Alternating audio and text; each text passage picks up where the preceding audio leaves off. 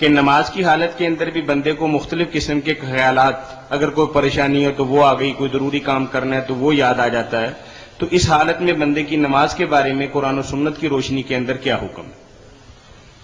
میری بچی نماز کے بارے میں لوگوں نے جو یہ بات فرض کر رہی ہے نا کہ نماز وہ ہے جس میں کسی قسم کا کوئی خیال نہ آئے، یہ انہوں نے اپنے سامنے ایک ایسا ہدف رکھ لیا جو کوئی حاصل نہیں کر سکتا، نہ کسی نے ایسی نماز کبھی پڑھی ہے نہ کوئی پڑھ سکتا۔ یہ بھی ایک شیطانی چال ہے کہ لوگوں کو یہ کہا جائے کہ تمہاری نمازوں میں تو خیال آتے ہیں، یہ تو نماز پھر کچھ نہ ہوئی۔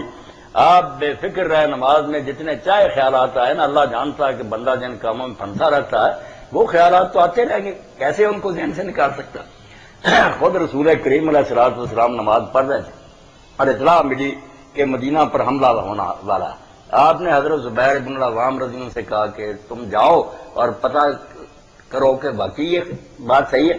وہ گئے اور پہاڑ کی دوسری طرف گھوڑے پر سوار گئے تھے، آپ نے نماز شروع کی تھی۔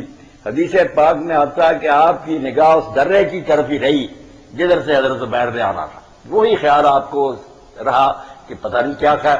وہ جب اترے پہاڑ سے انہوں نے ہاتھ کے اشارہ سے اس طرح کہا کہ اللہ کے رسول کوئی بات نہیں۔ پھر آپ نے نگاہ نیچے کی۔ حضرت عمر رضی اللہ عنہ فرماتے ہیں میں نماز میں جب کھڑا ہوتا ہوں، یہ صحیح بخاری میں، تو میں شام میں لشکر کی صفیں ٹھیک کرتا ہوں کہ فلاں سپہ سالار ادھر ہو، فلاں ادھر ہو۔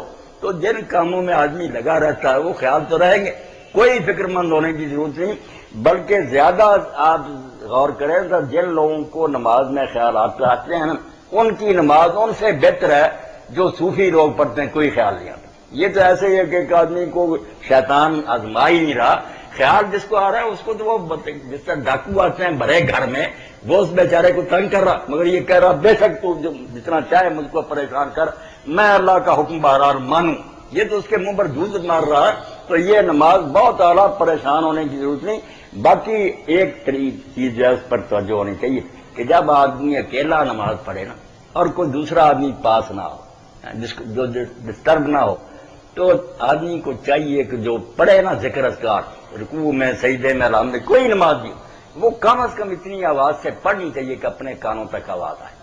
اس طرح سے انشاءاللہ خیالات بھی دفع ہوں گے اور اس کا دھیان بھی جو وہ آواز کان میں اس کی طرف ہوگا۔ سارے اذکار ذرا نا اونچی آواز سے کرے، یہ تجربہ کر کے آپ دیکھیں انشاءاللہ فاسد خیالات بہت حد تک دور ہو جائیں۔